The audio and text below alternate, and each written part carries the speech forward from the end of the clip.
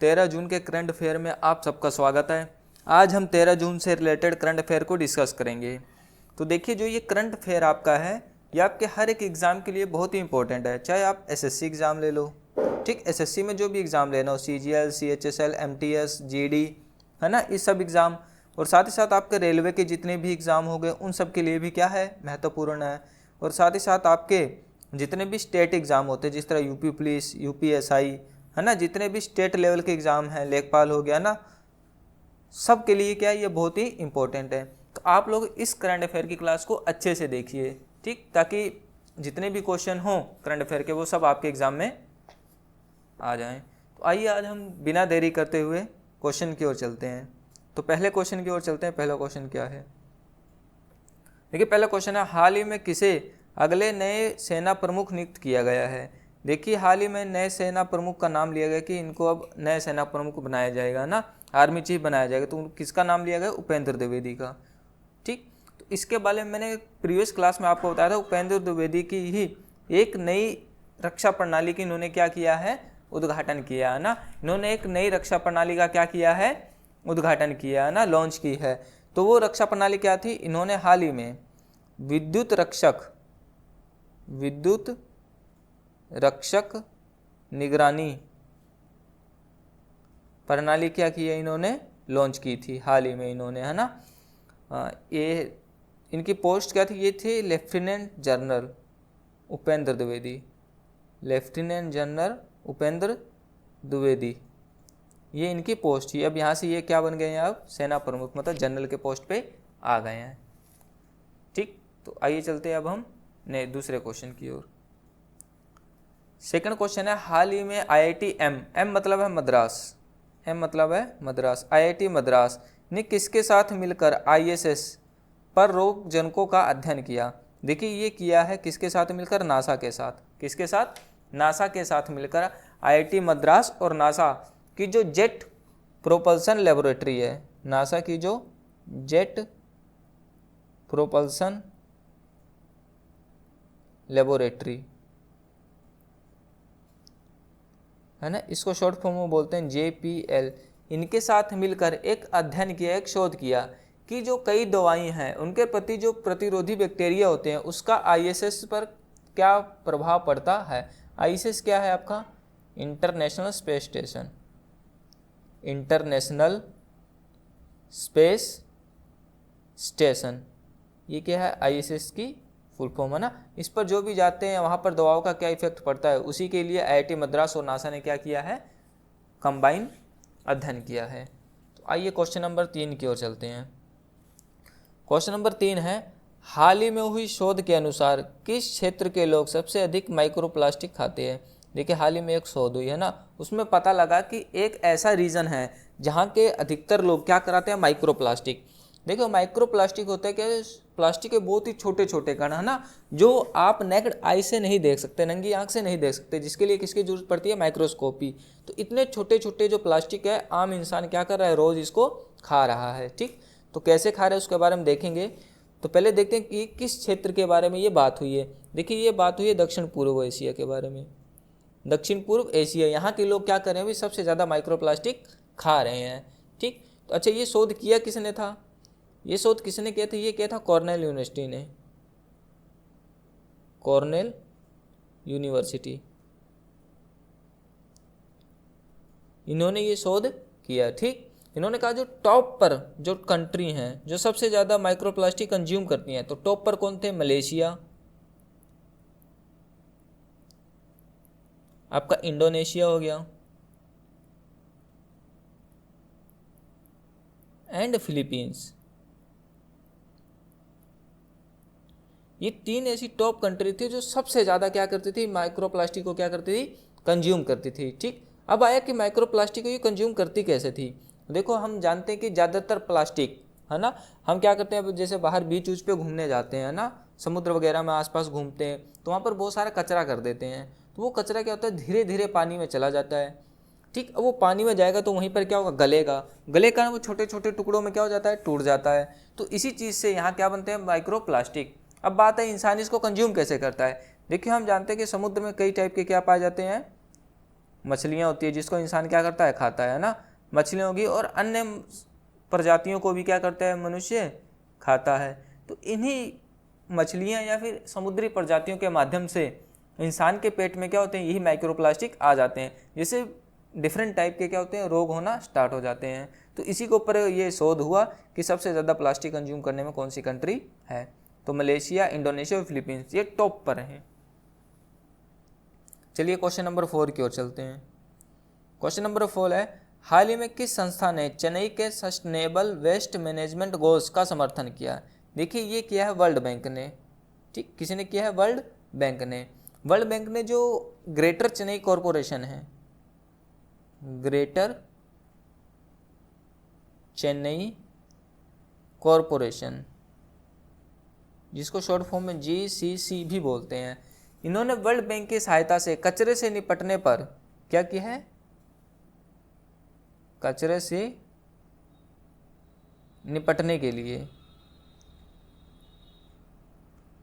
क्या क्या सुधार करने चाहिए, इसके लिए क्या की है, सहायता ली है, किसकी, वर्ल्ड बैंक की। तो चलिए क्वेश्चन नंबर 5 की ओर चलते हैं। क्वेश्चन नंबर 5 है, हाल ही में विशाखापट्टनम बंदरगाह वैश्विक दक्षता सूचकांक में कौन से नंबर पे रहा। ठीक, इसको बोलते हैं ग्लोबल एफिशिएंसी इंडेक्स, है ना। एफिशिएंसी मतलब ऐसा कौन सा बंदरगाह है जिसकी एफिशिएंसी सबसे ज़्यादा है। तो विशाखापट्टनम को कौन से स्थान पे रखा गया है, देखिए ये रखा गया 19वें स्थान पर। कौन से स्थान पर रखा गया है, 19वें संस्थान पर। ठीक, तो ये है क्या, विशाखापट्टनम जानते हैं कहाँ पर है, आंध्र प्रदेश में। कहाँ है, आंध्र प्रदेश। ठीक, तो आंध्र प्रदेश के कहाँ, पूर्वी तट पर, पूर्वी तट पर। ठीक, और ये सबसे देखो जो ये बंदरगाह है, ये सबसे पुराना वर्ल्ड ओल्डेस्ट क्या है, पोर्ट है, ये सबसे पुराना बंदरगाह है। ठीक, कब बनाया गया था इसको बनाया गया था 1933 को। कब बनाया गया था, 1933 को इसको क्या किया गया था, बनाया गया था। ठीक, ये एक नेचुरल पोर्ट है, मतलब प्राकृतिक बंदरगाह है। वही नेक्स्ट क्वेश्चन की ओर चलते हैं। नेक्स्ट क्वेश्चन है अपना, हाल ही में किस देश ने अपनी नई डीप स्टैंड ऑफ लंबी दूरी की हवा से प्रक्षेपित बैलिस्टिक मिसाइल एयर लोरा का अनावरण किया। देखिए ये किया है इजराइल ने। किसने किया, इजराइल ने। देखिए जो एयर लोला, इसके बारे में बता ही दिया गया, ये कैसी है, लंबी दूरी की हवा से मिसाइल, है ना, हवा से ज़मीन पर फायर करने वाली क्या है, एक बैलिस्टिक मिसाइल है। ठीक, कैसी है, डीप स्टैंड ऑफ के लिए है ना, गहरा स्टैंड ऑफ के लिए, जब ज़्यादा स्टैंड ऑफ हो जाए। तो इन्होंने एक न्यू बैलिस्टिक मिसाइल लॉन्च की, किसने, इजराइल ने। ठीक, तो इसमें इजराइल की किसने इसको अनावरण किया, देखिए ये क्या है, इजराइल एरोस्पेस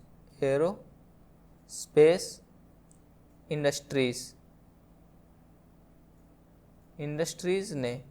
ठीक, यही एयर लोरा का क्या किया, अनावरण किया। ठीक, इसको किसने अनवील किया था, इजराइल एरोस्पेस इंडस्ट्रीज ने इसको क्या किया है, अनावरण किया इसका।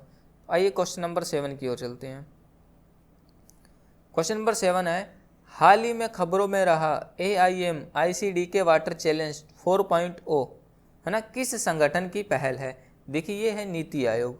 किसकी है, नीति आयोग। ठीक, तो AIM की फुल फॉर्म क्या होती है, AIM की फुल फॉर्म होती है अटल इनोवेशन मिशन। ठीक, इसी के तहत वाटर चैलेंज को लेकर नीति आयोग ने क्या किया है, इसके बारे में बैठक की है। एक क्वेश्चन नंबर 8 की ओर चलते हैं। क्वेश्चन नंबर 8 है, हाल ही में किस संस्था ने कहा कि 2025 जो साल 2025 होगा वो सेलिब्रेट किया जाएगा, किसके लिए, international year of quantum science and technology. इसके लिए क्या किया जाएगा, सेलिब्रेट किया जाएगा। ठीक, तो ऐसी किस संस्था ने ये बोला है, देखिए ये बोला UN ने।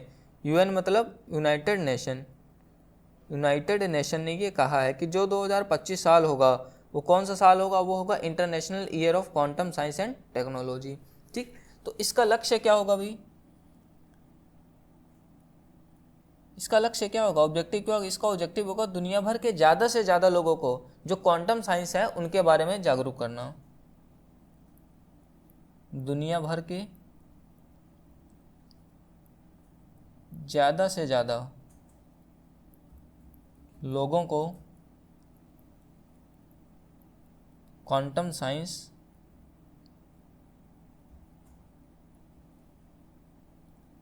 के बारे में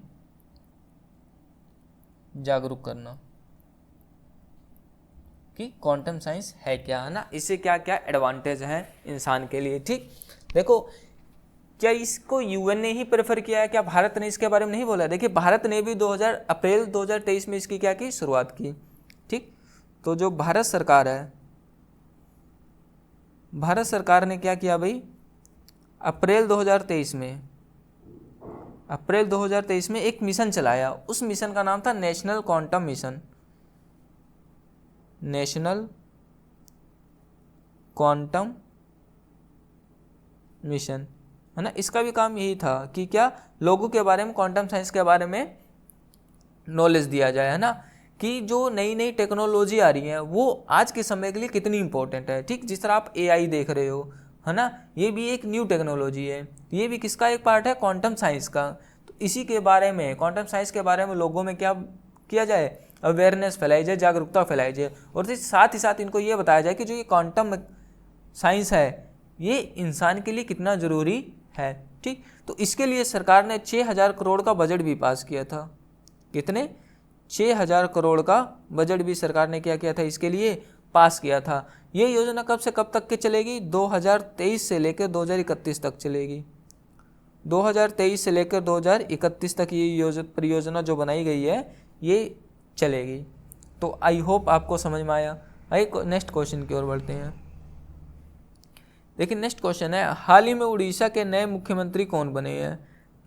देखिए फोटो आपको दिखाई दे रही होगी ना, मोहन के हाथ उड़ीसा की कमान। तो जो मोहन चरण मांझी है ये बने हैं उड़ीसा के नए मुख्यमंत्री। ठीक, आइए नेक्स्ट चलते हैं क्वेश्चन नंबर 10। एक क्वेश्चन नंबर 10 है, हाल ही में आंध्र प्रदेश के मुख्यमंत्री कौन बने हैं। फोटो में आप देख ही रहे होंगे, कौन है ये, चंद्रबाबू नायडू। ये क्या बने हैं, हाल ही में आंध्र प्रदेश के मुख्यमंत्री बने हैं। और जो पवन कल्याण है ये क्या बने हैं, ये उप मुख्यमंत्री इनको बनाया गया है। ठीक, पवन कल्याण को क्या बनाया गया, उप मुख्यमंत्री बनाया गया है। तो यहीं पर हम लोगों के टॉप 10 करंट अफेयर समाप्त होते हैं। अगर आपको क्लास अच्छी लगी तो इस क्लास को लाइक करें, शेयर करें और चैनल को सब्सक्राइब करें। तब तक के लिए जय हिंद, जय भारत।